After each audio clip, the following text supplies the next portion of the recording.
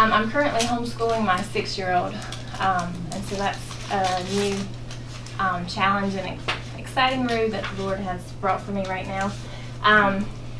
So Debbie called me a few months ago and asked me about Singapore, and said that some of you are kind of frustrated with it being a different curriculum and a different way of teaching or whatever, and that's why I'm here today. And so I just wanted to ask before we got, because I want to help you. I know that like you just came back from break. I know how that is. You don't want to be in a class. You want to be working in your room. So I want to make sure that whatever we do today is helpful to you. That when you go back into your math classrooms, that you can take with you the material, and you can actually like use it. It's not something that you have to wait till next year, or it's not something where you're like, okay, that was a waste of my time. So what is your, I guess, gauge thermometer on how do you feel about Singapore right now?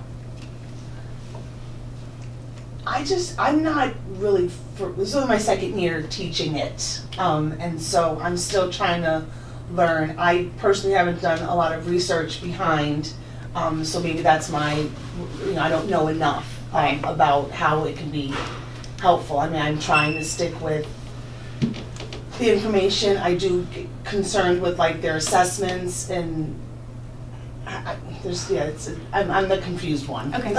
Their assessments do not match what you've taught in the book.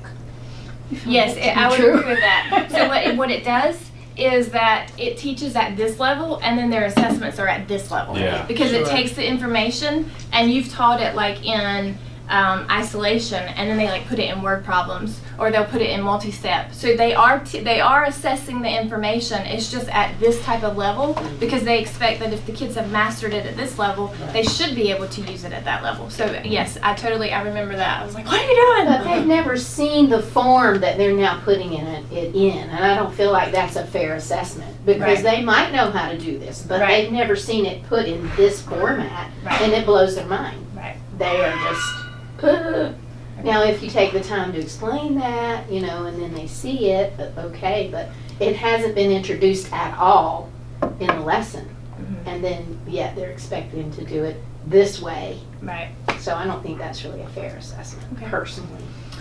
So just as a devil's advocate, if you I don't teach math currently. So if I'm speaking out of my, you just tell me. So couldn't you teach it the way the book says, and then you've looked at the assessment probably even before you've planned to see how you're going to teach it? Couldn't you then, like, as a review? Oh, and that's what we have to do. Okay. But to sort of, it doesn't match. It does, and there's always that ability to write your own test. Well, that's what I was going to say. Yeah. Introduce it, like when you're reviewing, introduce that format that they'll see on the test. Yeah, we do that, and we kind of mix it up too. Sometimes we'll do, because there's 2 tests, there's an A test and a B test. Yep. So sometimes we'll do one of them maybe for homework and go over it, and practice it that way. Sometimes if we think it's a really ridiculous question, we might do it as a bonus question. Right. Or we might add, like when we did multiplying a 2 or 3 digit number by a 1 digit number, we might add a sheet of just doing those problems. Right. So that, because most of the tests are like 15 or 20 points. So we'll add that also to give some more points, and just say, can they do this with the algorithm, Right. All right.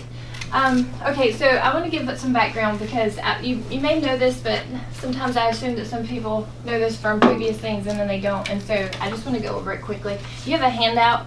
I try to just kind of go through and make it easy as possible for you to write down and jot down like the most important things.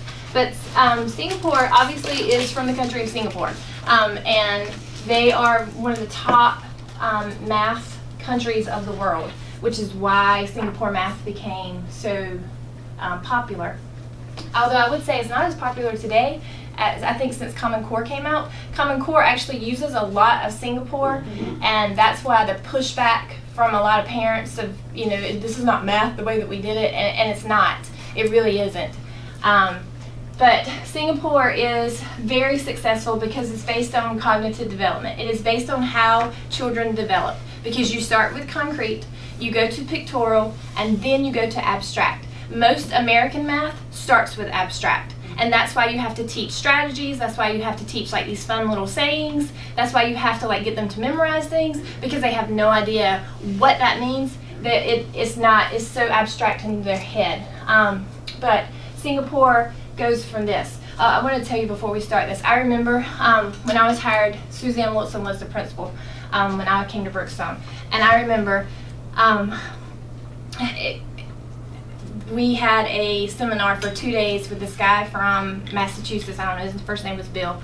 And I remember he was introducing us to Singapore math. And I remember the whole 2 days I was like, this man is whacked. Like, this dude, I am not doing this. This math is crazy. I don't know what he's talking about. Like, and so I just sat in there and I was just kind of, I did what I had to do. And I was like, when I get in my classroom, I can use these books, but I'm going to do it my way. You know, because that's what I was used to or whatever. And so when I actually started teaching in 4th grade and the kids came in, and the first unit that we did was place value. And that's always the first unit, and it doesn't matter what math book you use.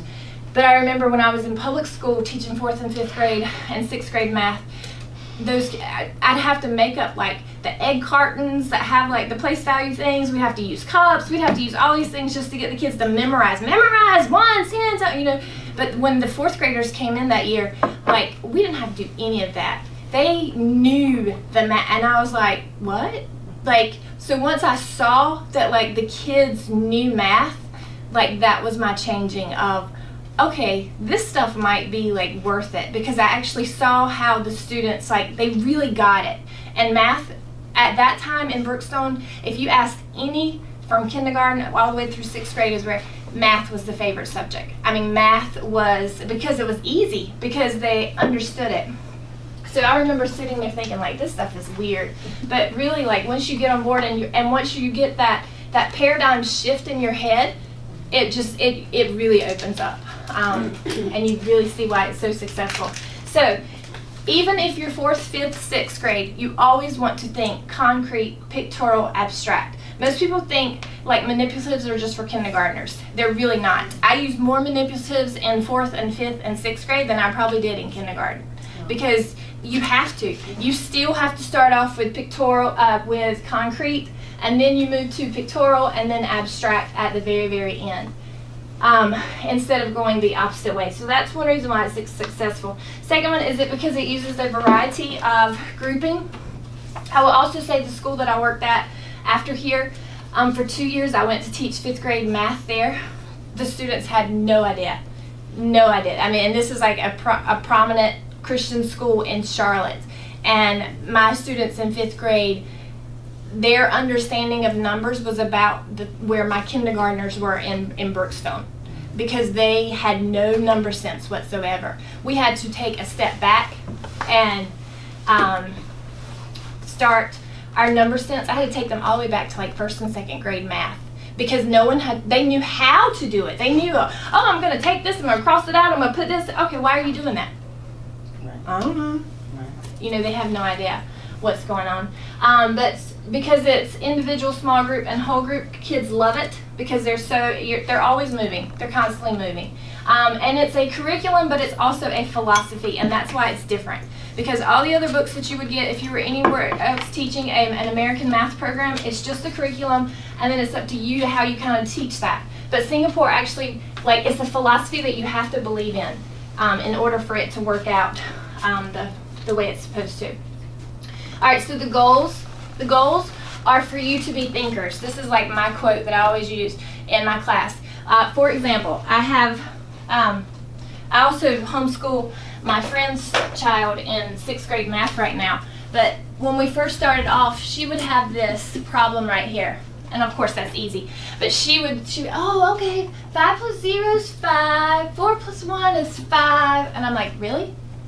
Like, why did you do that? Well, 5 plus 0, because I got to go. And I'm like, no, don't be a robot. Because that's what robots do. They see a problem and they just like, let me do my steps. Here's what I do. And I was like, think about that. And so, like, you want your kids, don't be a robot. And if they start into a problem, even in my classroom, if they started into a problem where I could see they weren't thinking, they were just like going into like, here's step 1, check, here's step 2, check. I would stop them and say, okay, stop what you're doing and think. And then she would say, oh, yeah, all you're doing is changing the tens, that's 55. And so once you get them to stop and think and not be a math robot, to just go through the steps, that is the goal of Singapore, is to, when they see a problem, their first thing is, how can I make this an easier problem? And that is one of the goals of Singapore, to be thinkers and not just go through my steps because my teacher told me to last year and I don't really know why. It provides multiple strategies to solve problems. I always use the analogy of putting on a tool belt, and Singapore gives you, if you were a workman and you have your hammer and you have your drill and you have all your screwdriver and all your tools that you need, that's exactly what you do in math class. You put your math tool belt on and you get lots of strategies for how to solve problems. And you teach all of those strategies in Singapore because every brain is different. And so the way that Lauren does a problem might be the way that Kathy does a problem. And so that's why you teach. And so that's why a lot of parents complain about Common Core. Why don't they just do it this way? Because this way doesn't work for every child. And so you give multiple strategies of how to solve problems. They tell the why before the how. And that's big. That's why you do the concrete before you do abstract. When you start with the algorithm, that's the how. This is the steps that you need to follow to complete this. But when you actually start with the manipulatives and you say, this is what you do, that is the why. So that when they actually do the algorithm, they actually know what they're doing. Am I going too fast or I'm good? Any questions? All right, so important components. First of all, concrete, pictorial, abstract. Every time you make a lesson, that's the way you want to think. You want to think, how can I make this concrete? Now, Singapore, their books are really hard to understand, but then once you understand the format, then you're like, oh, this is what. So you know that when they see, when you have a lesson in Singapore, there's like a little kid that has like a little thinking box. Like, the thinking box is telling you what to teach. Like that thinking box, what the kid is saying, that's what they want you to get your kids to think while they're doing that. You're talking about in the textbook. In the textbook, yes. You want to pull one out? Here's one right here. So Julie, just, I'm going to make a note here that we don't buy individual textbooks anymore. We buy a textbook and they use it under the lamp, so it shows up on their smart board. Okay. Yeah.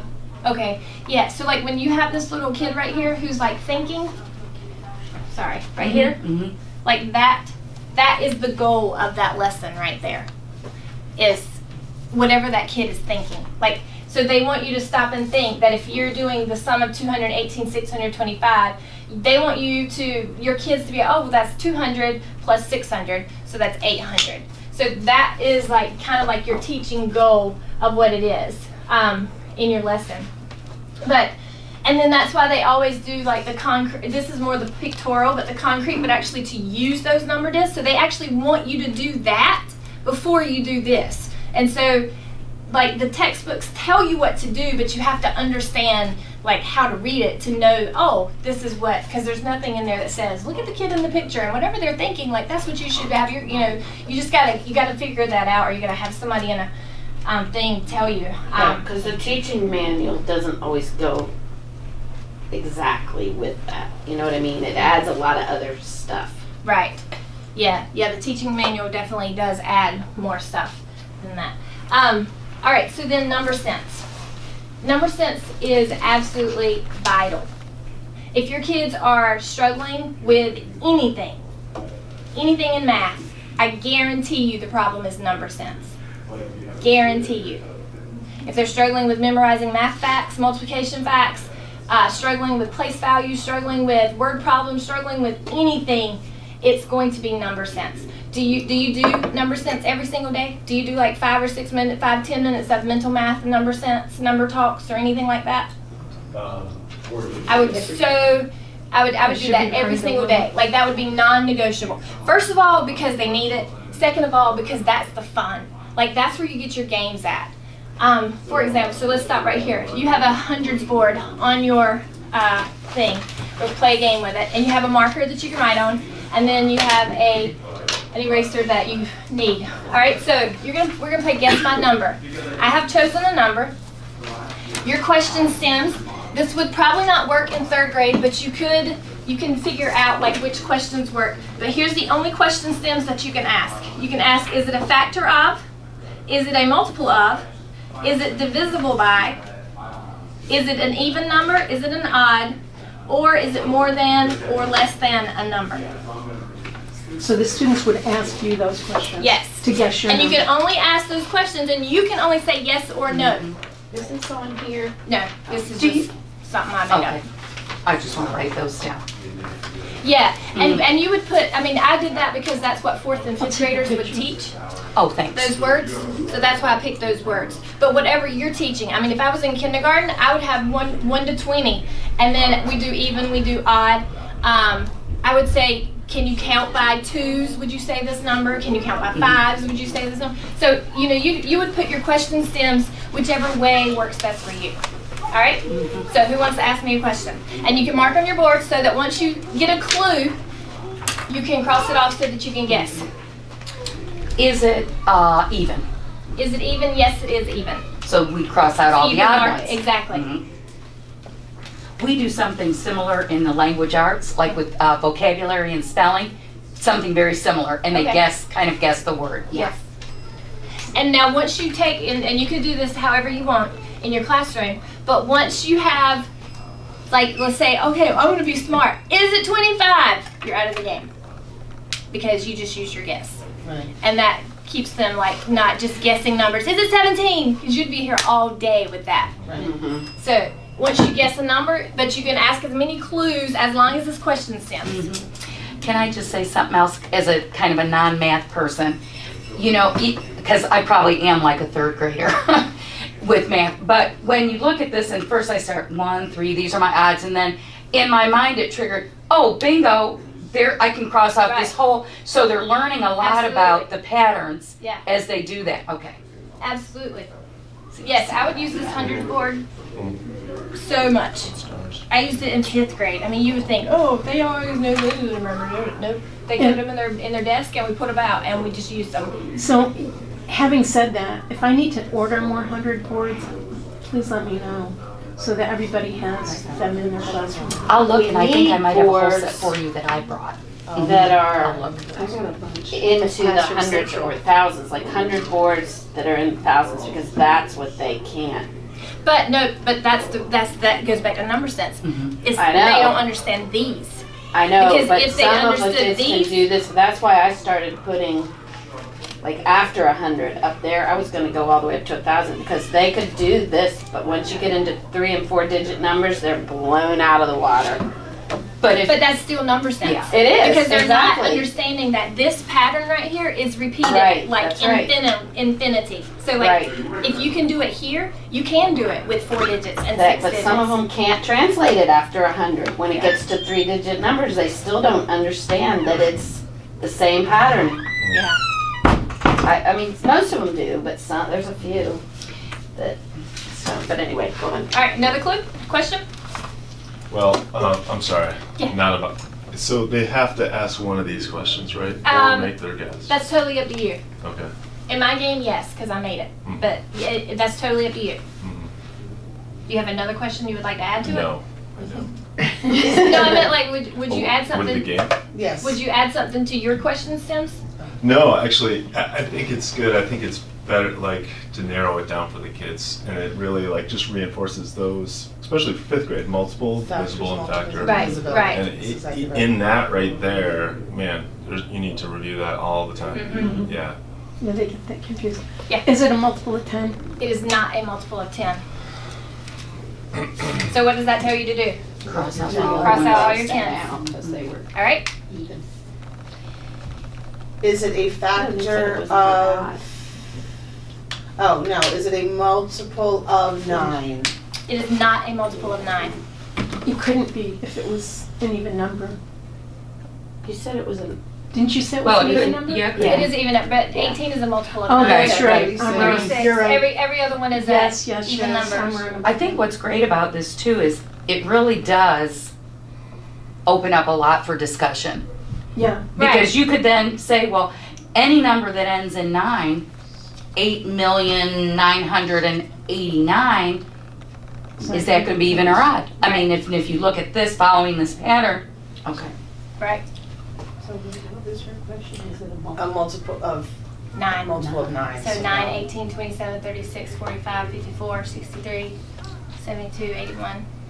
And then Oh, you and can- look, and she just found that pattern right there. So share that with everybody. Oh, darn, you Did can she do go it the diagonal? diagonal? That's so I great. recognize that. Because you'll have some kids going 9, 18. I just did that. Yeah. It was like 9 times 2, 18, 9 Yeah. times 3. Mm-hmm. But again, what you just said, like people, there's nothing wrong with the way that I did it. Exactly. There's nothing wrong with the way that she Right. did it. But you want to get it you want to get the kids to get to that Yes. point where they just go, "Rrrt," they And in understand. your math class, you should be Well, doing still- less of the talking.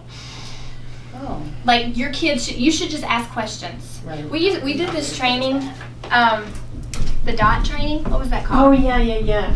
I don't know. It was crazy, but anyway, in it, it taught you how to just ask questions, to just watch, ask questions based on what, and it was totally not part of math.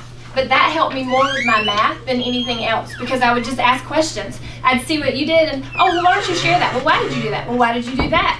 And the kids learn better that way Exactly. because they're sharing each other's strategies. All right, next one.